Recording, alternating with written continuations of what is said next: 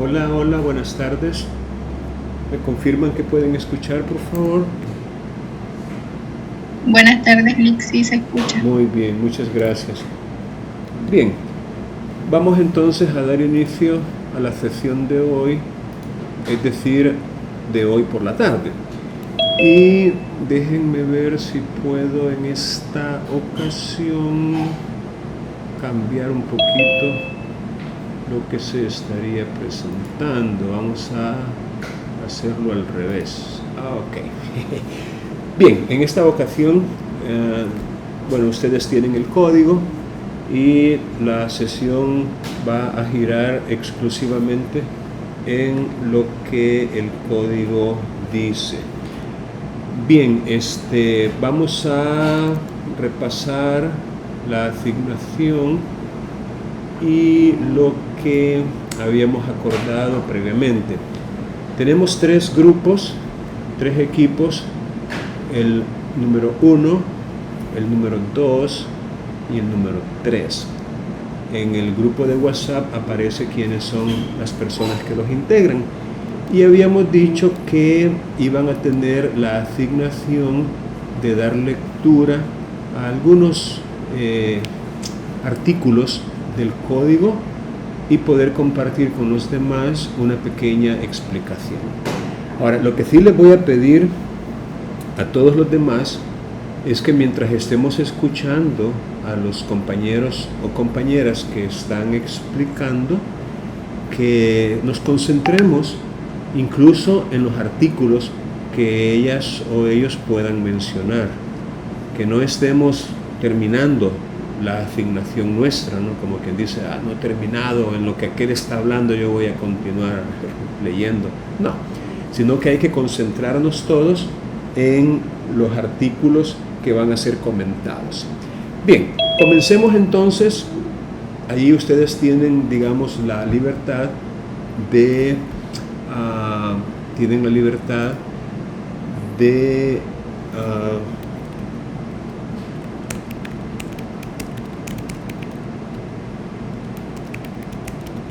pasar quien ustedes consideren conveniente.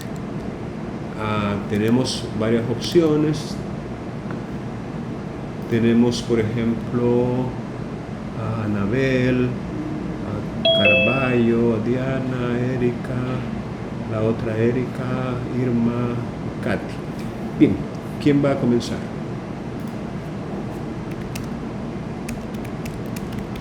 Creería que en orden pasaríamos, no sé si está la compañera. Vaya, está bien, está bien. Ya tienen. Licenciado, buenas tardes. Buenas tardes, le escuchamos. Disculpe la interferencia, pero es que están concluyendo, pero a nosotros nos toca específicamente la oposición a la ejecución. Okay. Les explicaré el artículo 579, específicamente los motivos, que serían 5. Okay. Comenzando con los motivos de oposición a la ejecución, lo primero que hay que señalar es que siguen el principio de oportunidad procesal, que genera certeza en el cumplimiento de las cargas o posibilidades procesales para las partes. La primera delimitación es temporal. La oportunidad para pronunciarse sobre esta oposición debe de verificarse en el plazo de 5 días siguientes a la notificación del despacho, con la formalidad de ser planteadas por escrito. Los motivos de oposición previstos para la ejecución son motivos tasados y en números clausus infranqueables. El artículo 579 los domina en forma determinada y estos están dirigidos a imposibilitar la ejecución en sentido completo, porque ello es una facultad otorgada solamente al ejecutado u obligado según el título. Según el título. Dentro del escrito podrán plantearse las oposiciones siguientes. Como primera oposición tengo la falta de carácter o calidad del ejecutante o del ejecutado o de representación de los mismos. Esta falta está referida a los supuestos de capacidad para ser parte y capacidad procesal en los mismos términos que los exigidos en el proceso declarativo, así como también los defectos de postulación que pudiesen advertirse, debiendo tomarse especial atención en lo relativo a los sucesores de las partes y su acreditación, en virtud de que esta ejecución puede válidamente dirigirse en contra de sucesores del ejecutado o por existir una identidad jurídica. Como segunda oposición tenemos la falta de requisitos legales en el título. Para el caso de las sentencias y laudos arbitrales, este defecto podría devenir de la inexistencia del pronunciamiento condenatorio, que lo convierten en título de ejecución, así como la falta de las formalidades en la expedición del título o bien la falta de los documentos que deban acompañar el dicho título. En principio, esta revisión de requisitos extrínsecos es una tarea que el órgano judicial realiza al presentarse dicha solicitud de despacho de ejecución. Sin embargo, ante la deficiencia que pueda advertir el ejecutado, podrá denunciar estos defectos. Como tercera oposición tenemos los pagos o cumplimientos de la obligación. Este motivo obedece a un criterio de justicia previsto por el legislador, en el sentido de que no permite el curso de ejecuciones injustas en virtud de haberse ya efectuado el cumplimiento o pago de la obligación. Cualquiera de estas circunstancias mencionadas debe concurrir con posterioridad a la existencia del título y no haber sido alegadas en el proceso declarativo oportuno de ser el caso. Este pago o cumplimiento debe ocurrir antes de ser despachada la ejecución, pues si se da en el curso de la misma no es un motivo de oposición, sino determinación del proceso de ejecución por haberse ya completado el derecho del ejecutante, recordando que rige para este el proceso relativo a la extinción de obligaciones civiles. Como otra oposición tenemos la prescripción de la pretensión de la ejecución. Este es un supuesto de oposición que no puede sin más ser alegado por el ejecutado. El artículo 553 del Código Procesal Civil y Mercantil prevé que la acción de la ejecución prescribe a los 2 años desde la firmeza de la decisión que se convierte en título de ejecución. Por ende, si ha transcurrido más del plazo señalado y es alegado, el juez deberá dar por terminado el proceso de ejecución al verificarse el transcurso del tiempo previsto para ello. Y como último motivo de oposición tenemos la finalización anticipada del proceso de ejecución. Las partes pueden convenir de diferir el cumplimiento concediendo un plazo para el pago, transar sobre el mismo en atención al principio dispositivo que continúa rigiendo en el proceso.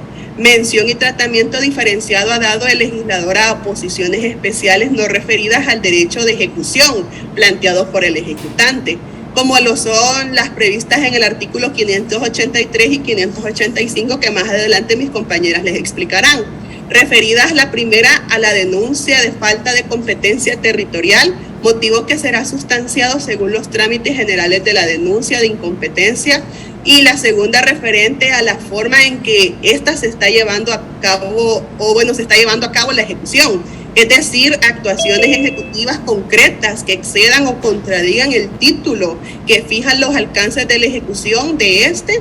Último presupuesto sería sustanciado a través del régimen general de oposición. Seguirá mi compañera. Bien, muchas gracias. Excelente explicación en cuanto a este artículo. Ojalá que los demás hayan prestado atención, ¿verdad? O si no, pues estamos también grabando esta sesión para que después puedan tomar apuntes y notas, porque me parece muy interesante la explicación que se ha hecho. Efectivamente, tal como se dijo, la oposición es un derecho que tiene aquel a quien se le está requiriendo la ejecución forzosa, y tiene que ver obviamente con esa garantía de audiencia, de defensa y de contradicción que está reconocida constitucionalmente. Eso sí, no se puede como oponer en cualquier tiempo, sino que tendría que hacerlo necesariamente dentro de los 5 días siguientes al día en que se le notificó el despacho de ejecución.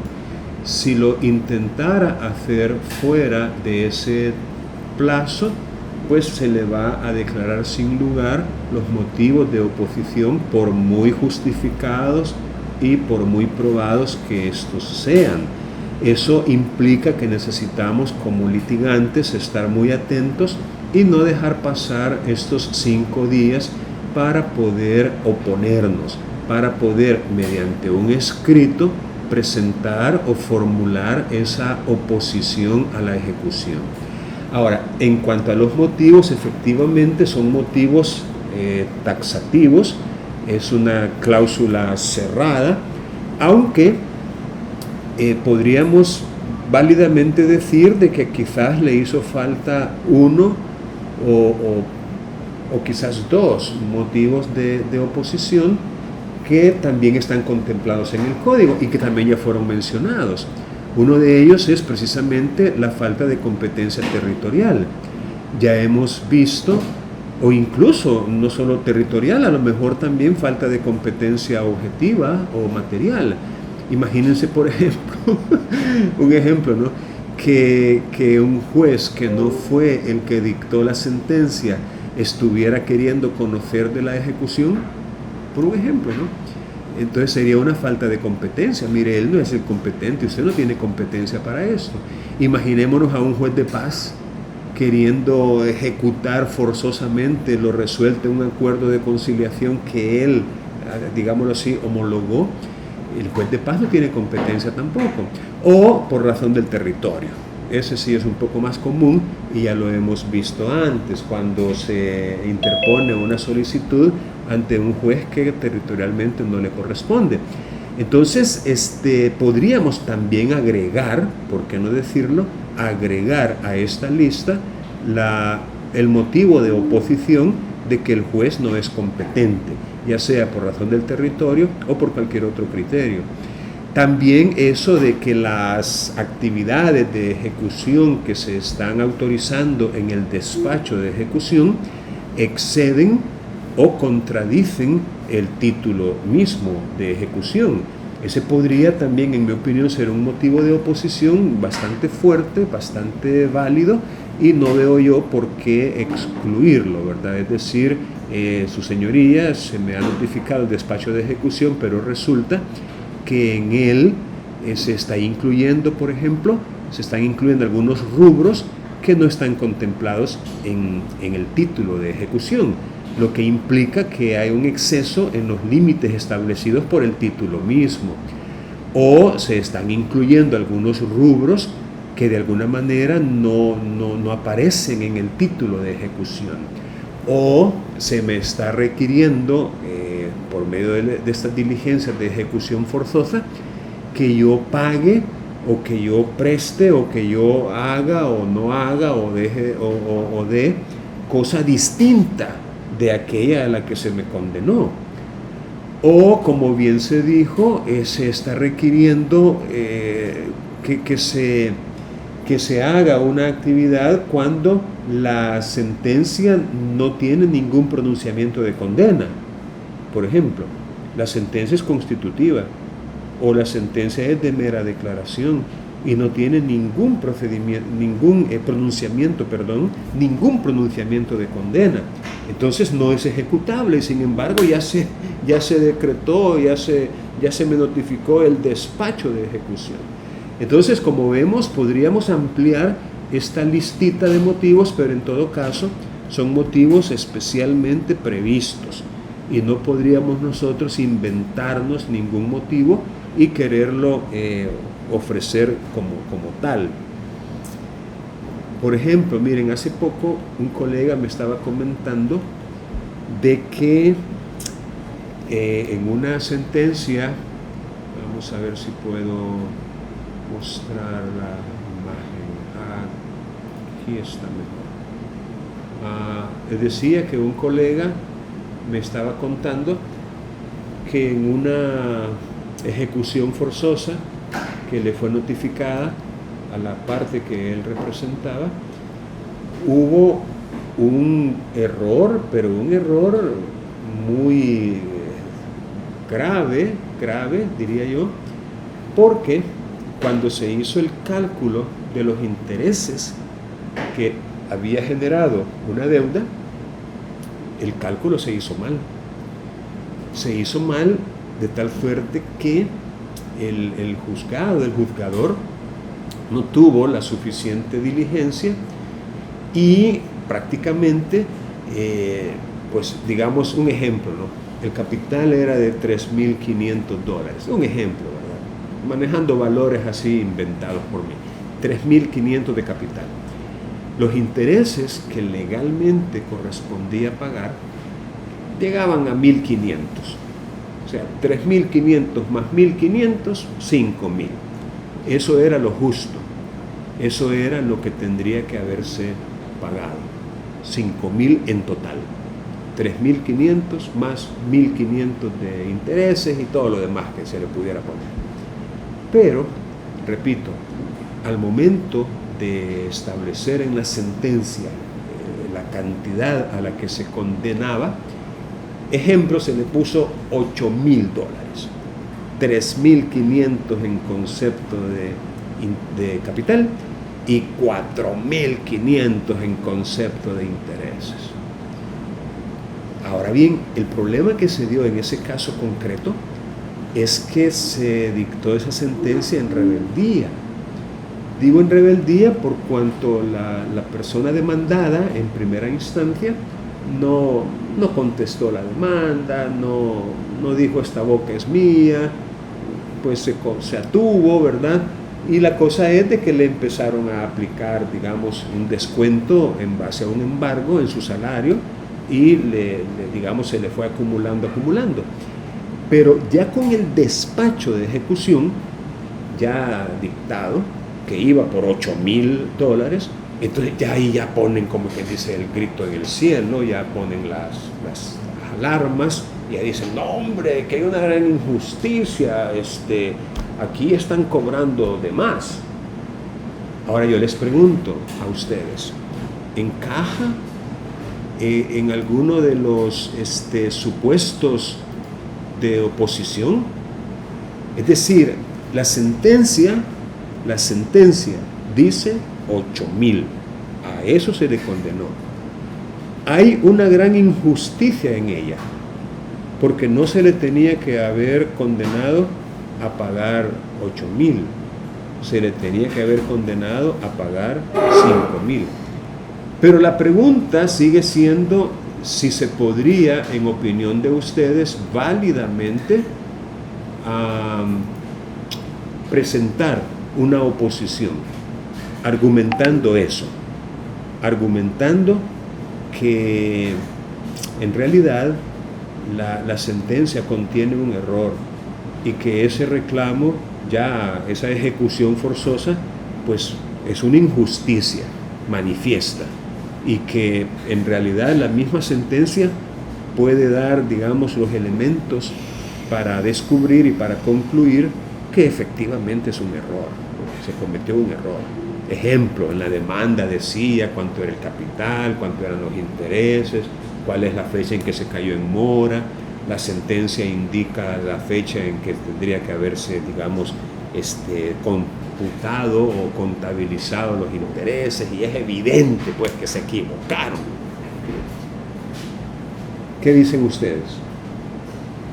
¿Creen que sería, digamos, aceptable, admisible, como motivo de oposición, invocar ese error contenido en la sentencia? Quiero oír sus opiniones.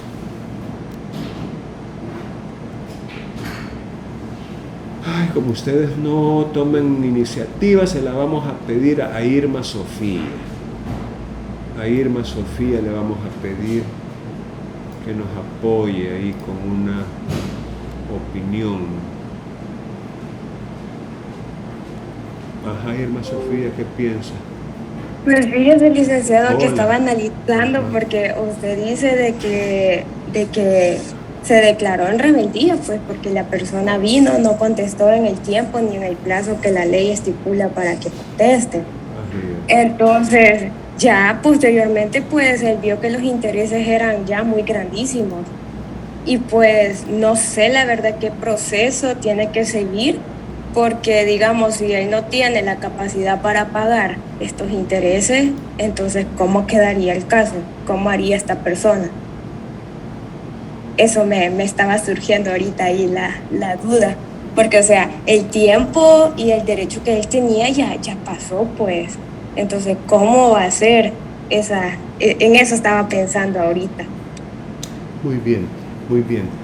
Digamos que cómo hacer, digamos que sería una cuestión que escapa de digamos, de lo que estamos analizando en esta tarde, ¿verdad? ¿Qué hacer? Pero la pregunta muy puntual es si en base al artículo 579 y los otros artículos que podrían hacer referencia a los motivos de oposición en una ejecución forzosa, si ustedes consideran que sería admisible como motivo de oposición esa equivocación que se cometió en la sentencia.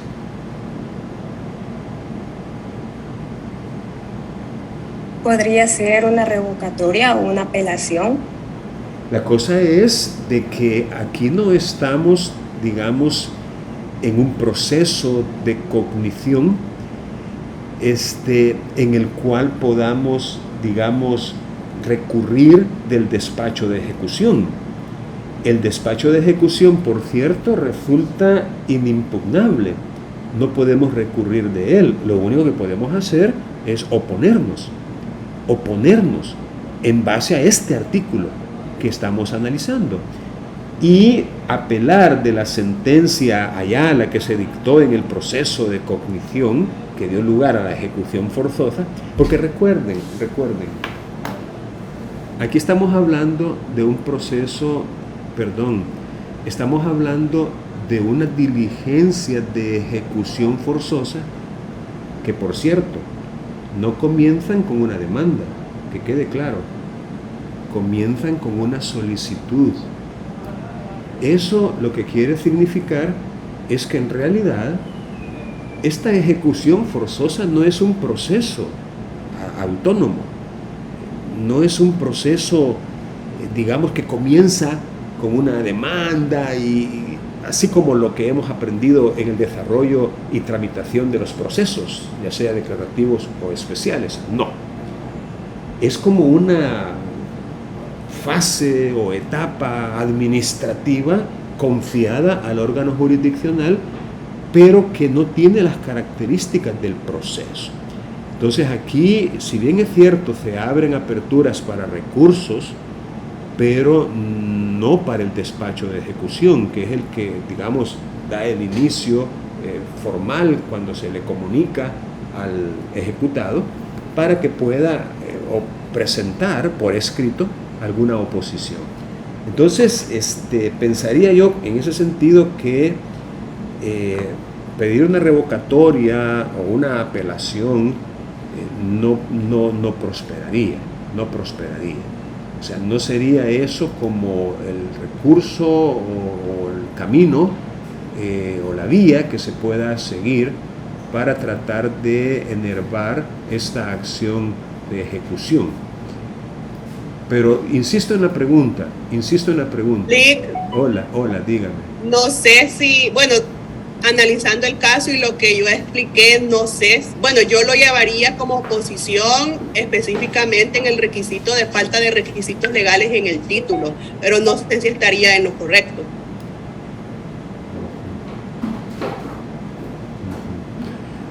Bueno, mire, le voy a explicar algo. Muchas veces, en realidad, nosotros no tenemos como mayor asidero, muchas veces no tenemos como quien dice una base legal que nos permita plantear a veces pretensiones mismas o medios de defensa, ¿verdad? Como en este caso, que es un medio de defensa, no una pretensión concreta, sino más bien una excepción, un medio de defensa. Entonces, yo pensaría que, digamos,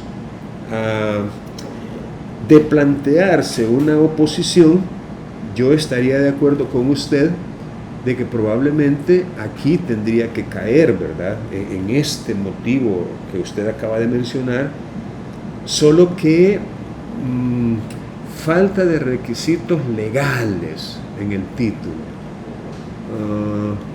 Pareciera en principio que este motivo hace referencia a requisitos formales,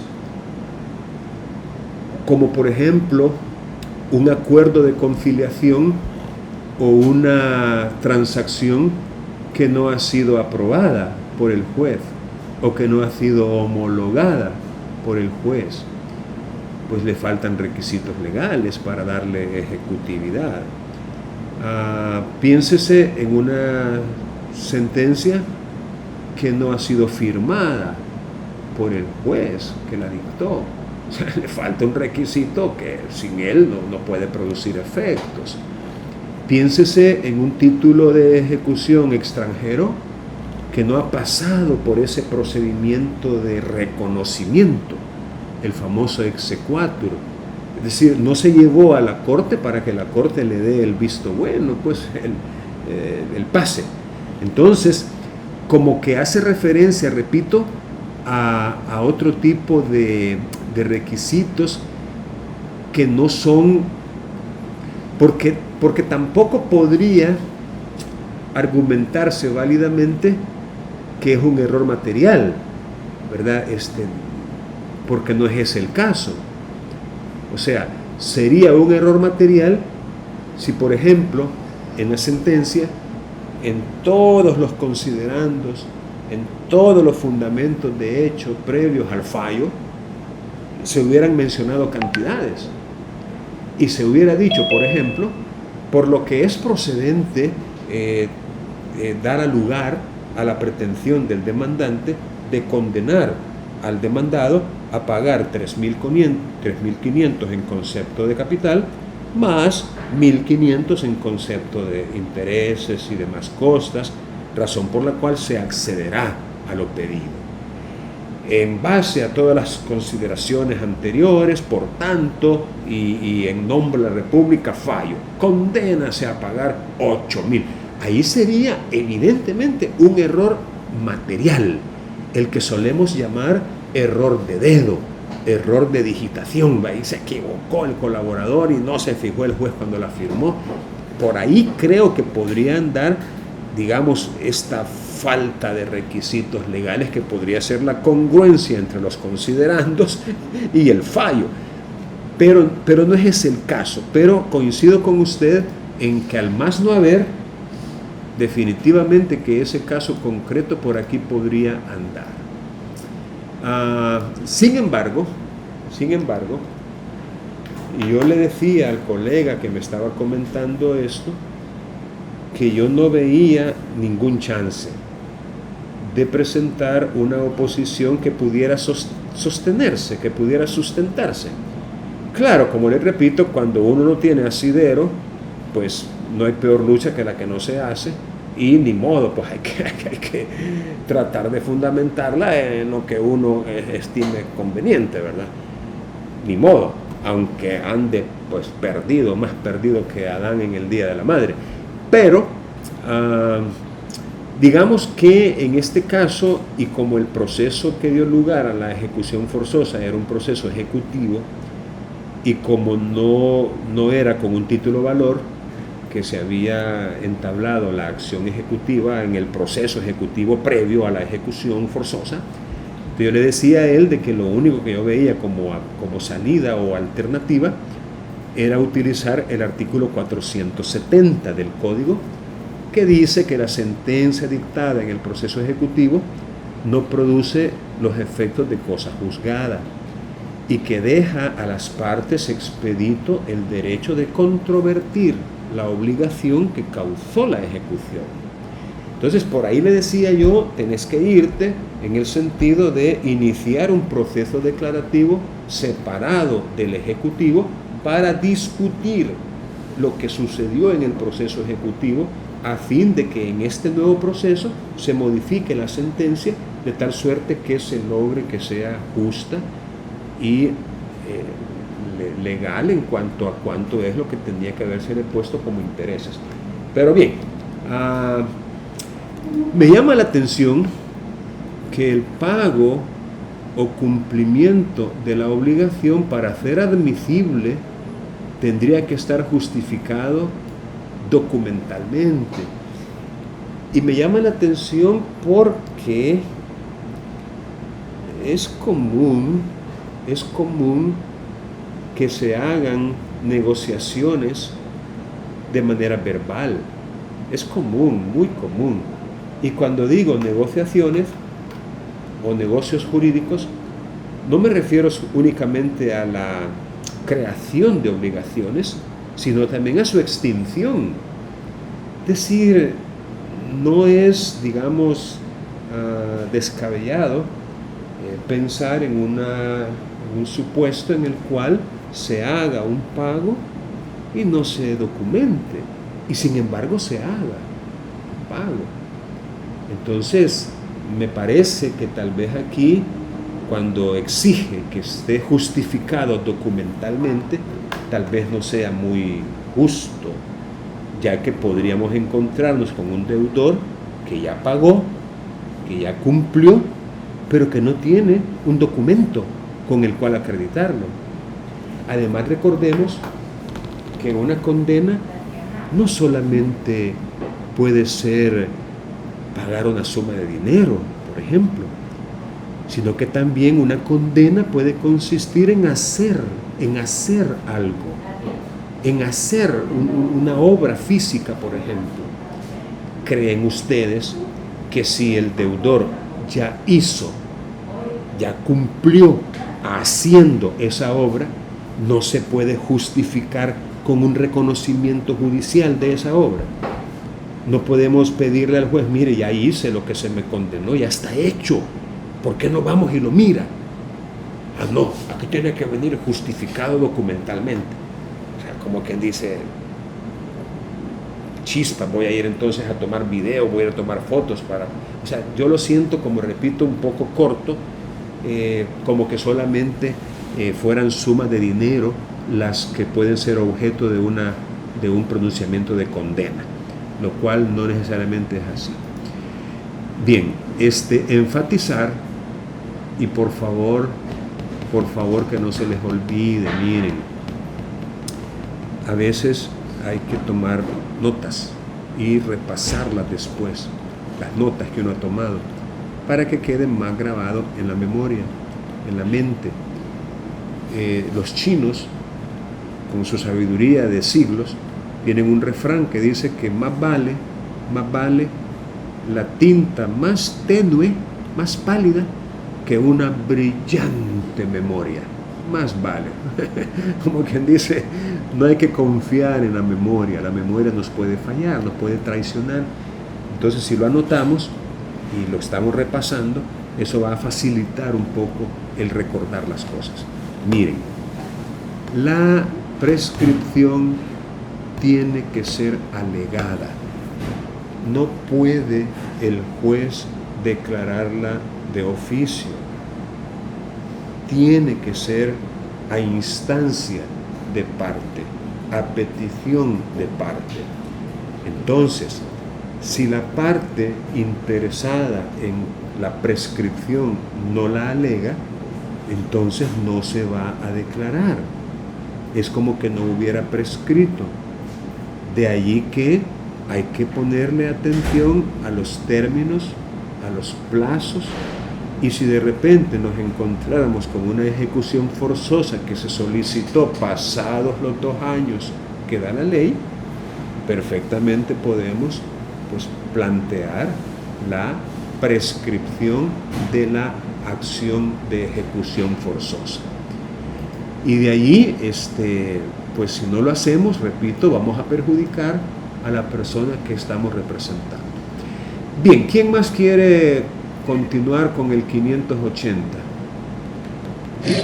Buenas tardes, Luis. Buenas A mí me tardes. toca el artículo 80. Va. Suspensión de la operación de la audiencia. Se trata del artículo 580, pues lo que pude entender es que se puede notificar luego de 5 días. Después de eso se celebra lo que es la audiencia, permitiendo que el trámite sea lo más ágil posible de las partes.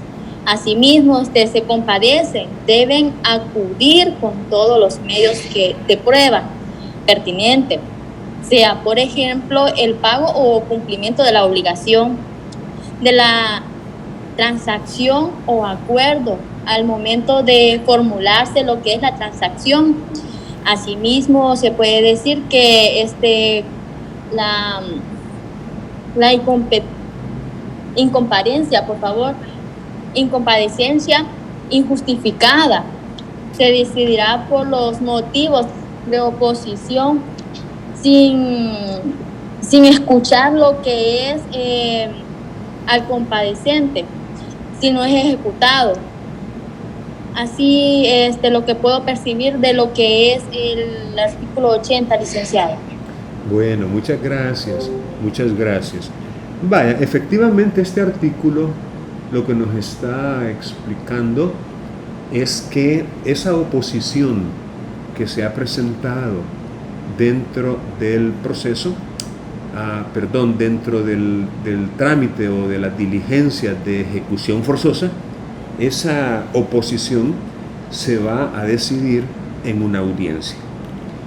Esa audiencia no suspende la ejecución en ningún momento y a ella se van a citar a todas las partes que estén apersonadas o personadas dentro de las diligencias para que lleguen con las pruebas que intentan hacer valer.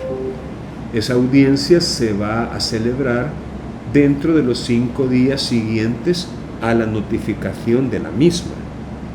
O sea, les pongo un ejemplo. Se presenta la solicitud de ejecución forzosa. Se revisa muy detenidamente por parte del tribunal, a efecto de corroborar el juez o la jueza que reúne todos los requisitos para que se pueda admitir. Si no fuera así, el juez perfectamente puede prevenir para que se subsanen aquellos requisitos que no se han cumplido y que son subsanables. Prevenir y puede conceder un plazo 3, 5 días para que sean subsanados esos defectos. Ahora bien, si los defectos no son subsanables, el juez perfectamente podría rechazar in limine, podría rechazar la ejecución de entrada in limine por tener defectos que no se pueden reparar, que no se pueden subsanar.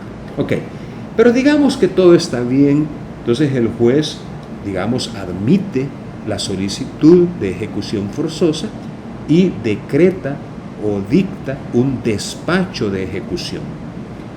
Ese despacho de ejecución le es notificado al ejecutado.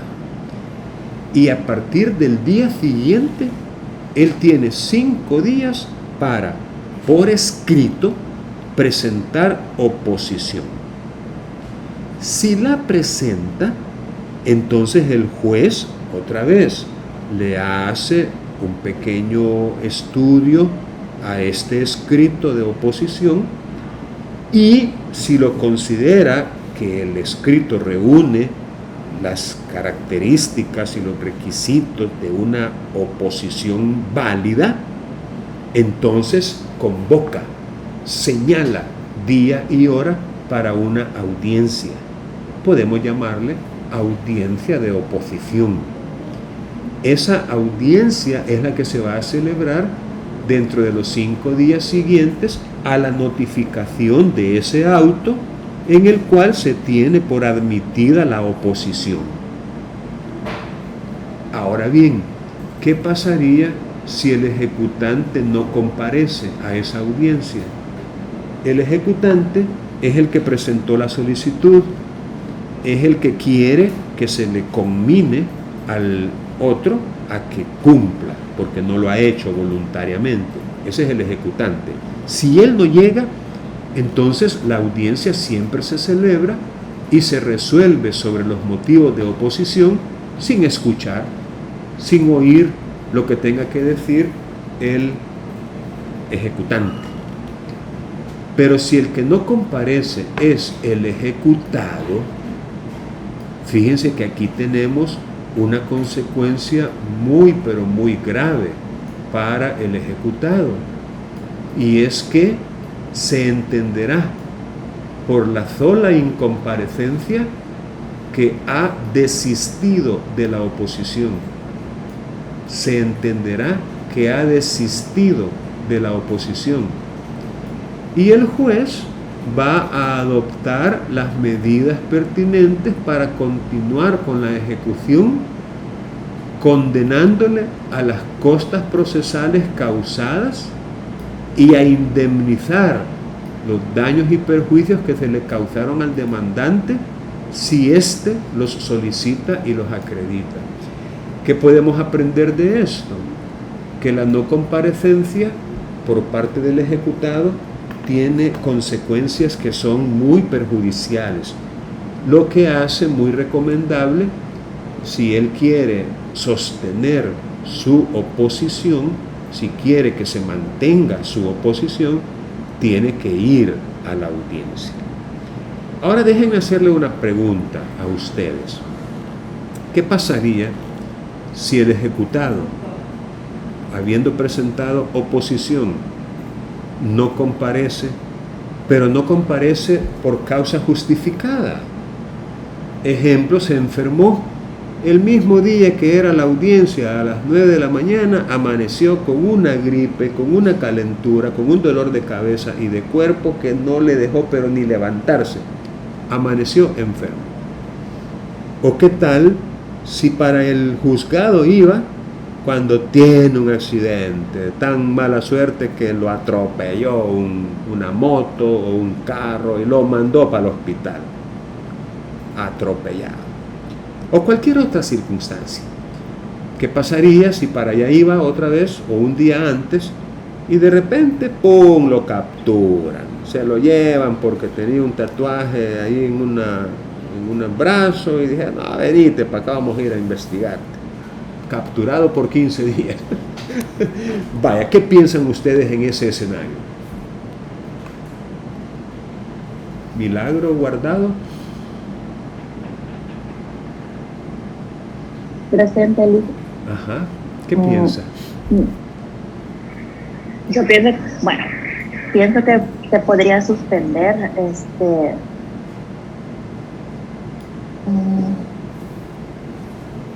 se podría suspender el juicio licenciado porque como él tiene una causa justificante por el cual no asistió, ¿verdad? Así es.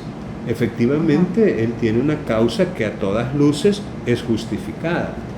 Pero el problema es lo que dice la ley. La ley dice, si no comparece el ejecutado, se entenderá que ha desistido de la oposición. Y el juez va a continuar con la ejecución, condenándole a las costas y a indemnizar. Entonces, aquí lo que podemos nosotros decir es que el texto literal de la ley le da al juez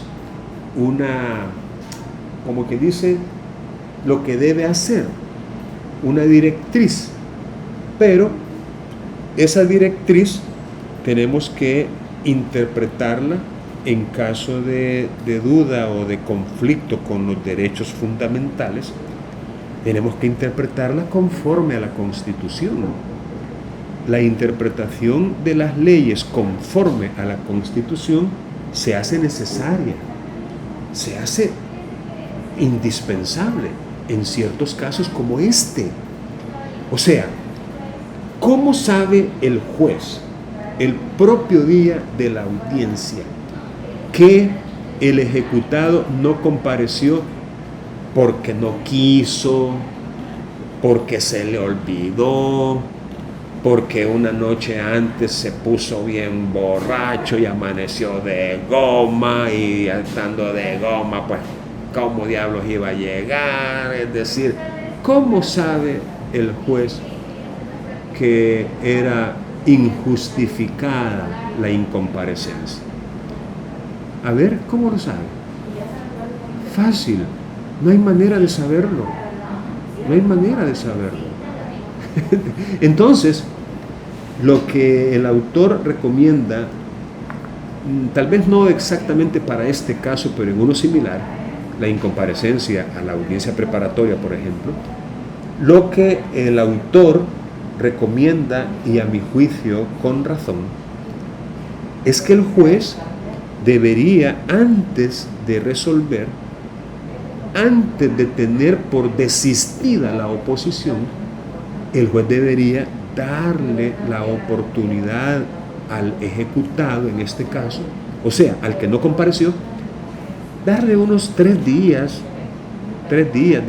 5 días, para que explique, para que justifique su incomparecencia. No sé si me explico.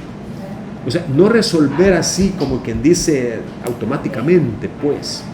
No resolver, no, démosle, aquí no vino, va, mala suerte, se la regó. No, sino darle, repito, la oportunidad de explicar los motivos que tuvo para no comparecer. Y luego evaluarlos y determinar si son motivos válidos y se tiene por justificada la incomparecencia, o rechazarlos, siempre de manera motivada, ¿no? Con fundamento. Rechazarlos diciendo, no, pues la verdad es que no, eso no era motivo para no comparecer. Así que tiénese por injustificada la incomparecencia. Ese es, repito, el deber ser. Bueno, miren, aquí vamos a quedarnos porque ya se llegó la hora. Yo tengo otro grupo de clases a las 2:30 y tengo que llegar hasta el aula. Entonces vamos a quedarnos acá, pero yo les quiero pedir que por favor tomen en serio su aprendizaje y que lean y tomen nota. No solo lean el código, también lean el código comentado y cualquier otro recurso que les permita comprender lo que han leído en el código, y aprendan por ustedes mismos. Y cualquier duda, cualquier cosa que no logren captar, pues para eso están los profesores, para poderles apoyar. Pero el aprendizaje tiene que ser autónomo, tiene que ser individual. Usted es el responsable de su propio aprendizaje. Si al terminar esta asignatura usted dice, no aprendí nada, fíjate vos, pues es por culpa del profesor, es por culpa de usted si no aprende nada. Ok, ¿alguna pregunta antes de pasar la asistencia? Lick, yo tengo una pregunta, no sé si me he confundido, pero de lo que estaba explicando usted, ¿qué se puede hacer en dado caso que no aparece el compadeciente? Un dado caso, él está enfermo y se le dificulta ir a la audiencia, y como dice dicho artículo que siempre se va a hacer celebración de la audiencia, en un dado caso que él no pueda ir estando enfermo, ¿qué se puede hacer?